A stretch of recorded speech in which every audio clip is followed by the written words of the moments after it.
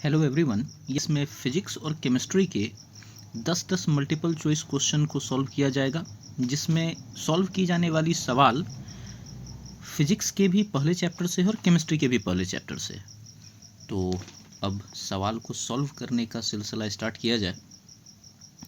पहला सवाल है, विद्युत द्विध्रुव के अक्ष पर दूरी r पर विद्युत क्षेत्र की तीव्रता का परिमाण क्या होता है। तो खैर ये तो फॉर्मूला ही है और ये बात आपको पता है, 1/4 पाई एप्सिलॉन नॉट 2p/r³।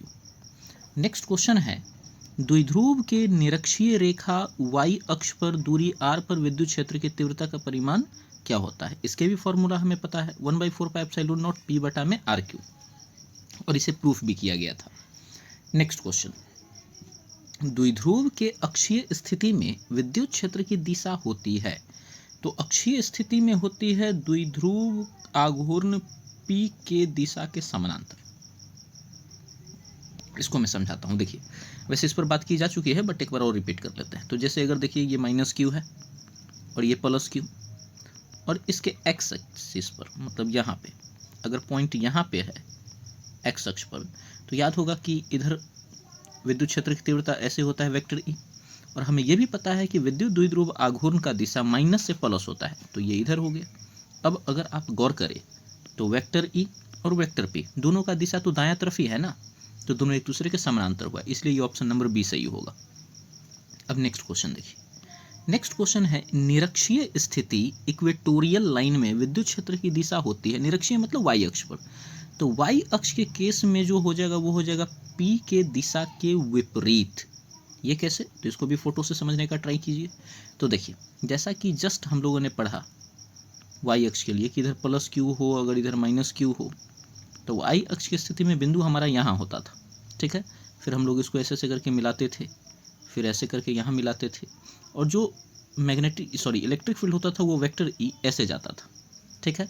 अब अगर आप ध्यान दें तो इलेक्ट्रिक फील्ड जो है वो दिख रहा होगा कि दाएं तरफ जा रहा है, लेकिन अगर आप यहाँ पर बात करें विद्युत द्विध्रुव आघूर्ण का, तो वो होता है माइनस से प्लस, तो माइनस से प्लस ऐसे होगा, ये देखिए।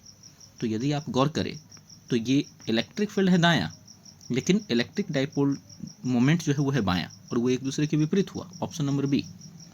नेक्स्ट क्वेश्चन, द्विध्रुव के अक्ष पर विद्युत क्षेत्र E1 और निरक्षीय रेखा पर E2 है और R समान है, E1 और E2 का अनुपात बताइए। तो इसका खैर आंसर होता है 2:1। अब ये कैसे हुआ ये मैं आपको करके बताता हूँ। देखिए, बहुत सिंपल है।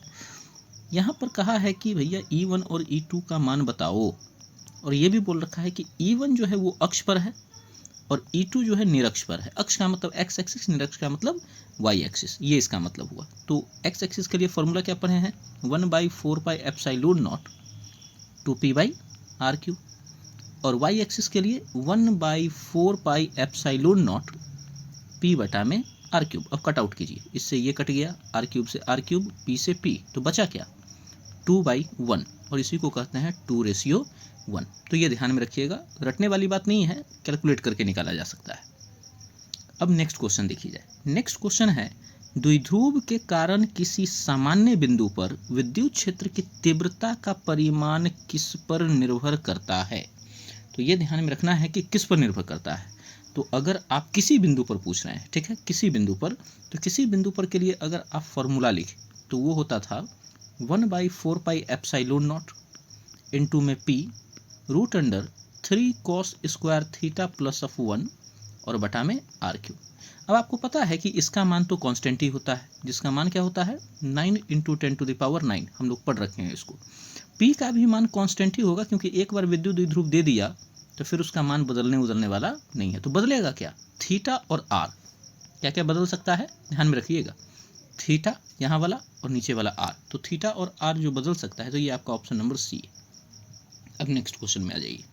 नेक्स्ट क्वेश्चन जो आपका है वो है क्वेश्चन नंबर 7, और ये आपको कह रहा है कि द्विध्रुव के अक्ष पर विद्युत क्षेत्र E समानुपाती होता है r⁻n के, तो ये n होगा क्या।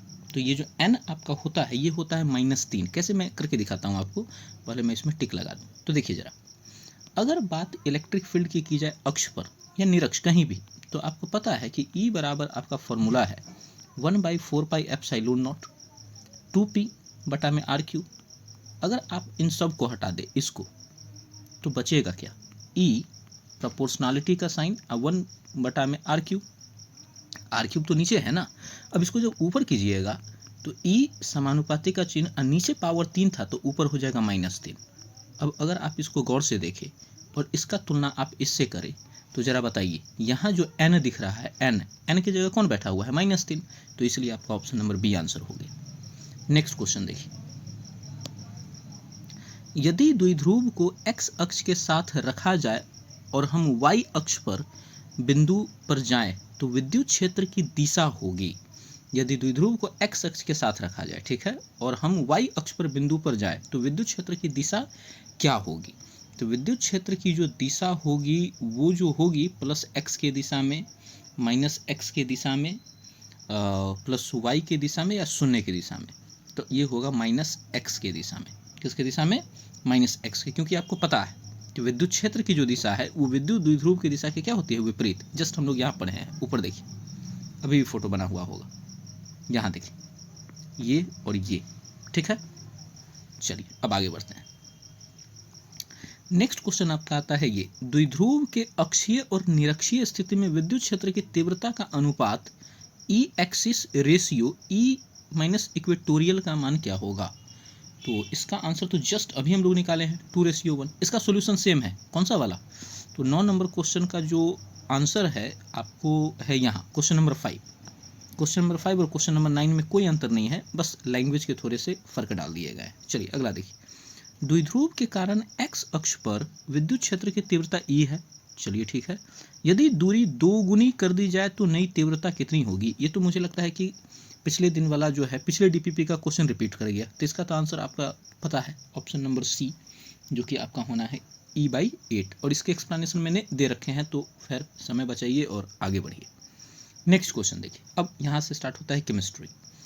पहला सवाल है, विद्युत के संचालन के आधार पर, विद्युत के संचालन के आधार पर जो पदार्थ का वर्गीकरण है वो कितने भागों में हुआ है? तो वो है 3। कौन कौन? चालक, अचालक और अर्धचालक। चलिए बढ़िया है।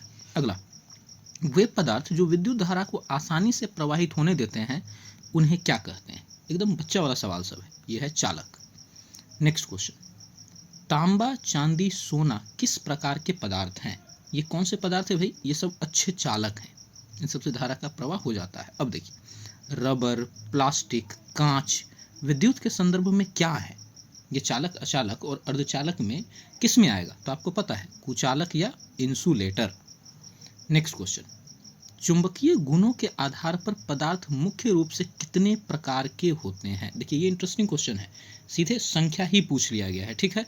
तो देखिए बात कुछ ऐसा है कि हमें पता है कि ये 5 होता है, कोई कोई किताब इसको 3 भी कहेगा, और ये 3 जो कहता है ये माइकल फैराडे वाला जो है फॉलो करने वाला बोलता है। वो बोलता है क्या? एक बोलता है लौह चुंबकीय, दूसरा बता देगा अनुचुंबकीय, और तीसरा बता देगा प्रतिचुंबकीय, और फिर बोलेगा कि भैया लौह चुंबकीय का ही जो है आगे प्रकार और हो जाता है, जिसमें एक होता है लघु लौह चुंबकीय, एक होता है प्रति लौह चुंबकीय। तो इसको बाद में गिनती करेंगे, तो इसको पकड़ लेंगे। लेकिन मैं आपको बताता हूँ, आपको ऑप्शन नंबर डी में टिक लगाना चाहिए, जो 5 होता है, ठीक है, जो आपको मेरे द्वारा बताया गया है। नेक्स्ट क्वेश्चन है, लोहा, इस्पात, निकल जैसे पदार्थ जो मजबूत चुंबक बन सकते हैं उन्हें क्या कहते हैं? तो सिंपल मतलब है कि ये किसके एग्जाम्पल थे, इसका जो है घुमा फिरा करके क्या ही बात कीजिएगा, तो ये थे लौह चुंबकीय पदार्थ के। अगला क्वेश्चन है, एल्यूमिनियम, ऑक्सीजन जैसे पदार्थ जो बहुत कमजोर चुंबकत्व दिखाते हैं और बाहरी चुंबकीय क्षेत्र की दिशा में आकर्षित होते हैं, क्या कहलाते हैं? मतलब ये लौह चुंबकीय जितना उतना बेहतर नहीं है, प्रति चुंबकीय इतना खराब नहीं है, इसका मतलब ये बीच वाला है, और बीच वाला का मतलब होता है अनुचुंबकीय। नेक्स्ट क्वेश्चन, जो पदार्थ बाहरी चुंबकीय क्षेत्र के विपरीत दिशा में बहुत कमजोर चुंबकत्व दिखाते हैं। विपरीत दिशा का मतलब होता है कि आप जैसे इसका नेचर समझिए, जैसे मान के चलिए आपने किसी को कुछ समझाया, और जब समझाए तो उसका कन्फ्यूजन दूर होने के बजाय वो पहले से और ज़्यादा ही कन्फ्यूज हो गया, तो उस पर तो नेगेटिव असर हो गया ना आपका। तो वैसे ही ये बात है कि विपरीत दिशा में बहुत कमजोर चुंबकत्व बनाते हैं और प्रतिकर्षित होते हैं, उन्हें क्या कहते हैं? तो ये आपका है कौन? प्रतिचुंबकीय पदार्थ। ये कौन है? प्रतिचुंबकीय पदार्थ, इसको ध्यान में रखिएगा, ठीक है। नेक्स्ट क्वेश्चन है, निम्न में से कौन सा पदार्थ प्रतिचुंबकीय है? प्रतिचुंबकीय, तो प्रतिचुंबकीय पदार्थ जो होगा वो कौन होगा? पानी, क्योंकि आपको पता है कि ये आपका जो लोहा है, तांबा और निकल, ये सब तो चालक है ना, और लौह चुंबकीय में आएगा। लास्ट क्वेश्चन है वो देखिए क्या है। लास्ट क्वेश्चन आपका है, विद्युत चालकता और चुंबकीय गुण दोनों अलग अलग आधार हैं, लेकिन लोहा दोनों में अच्छा है, क्यों? क्योंकि यह क्या है बताइए, तो एक अच्छा चालक है, इस कारण से ये चालक वाला इलाका में बढ़िया काम किया, और ये लौह चुंबकीय भी है, तो इसमें दोनों गुण है। ठीक है, कि ये क्या क्या है बताइए, ये एक अच्छा चालक है और लौह चुंबकीय। तो ऑप्शन नंबर ए आपका करेक्ट हुआ। तो जितने भी आपको मैंने डीपीपी बताए हैं, डीपीपी 1 से लेकर के ये जो 11 है, इन पूरे को आप रिवाइज बार बार करते रहे, ताकि परीक्षा में आप बहुत बेहतर परफॉर्म करें। अगर आपने इस पूरे के पूरे सीरीज को बढ़िया से प्रत्येक चैप्टर का अगर देख लिया, तो आप मान के चलिए कि ऑब्जेक्टिव में एक क्वेश्चन आपके बाहर से आने वाला नहीं है। इन नोट्स में से ही, इन प्रैक्टिस पेपर से ही क्वेश्चन पूरा का पूरा हो जाएगा।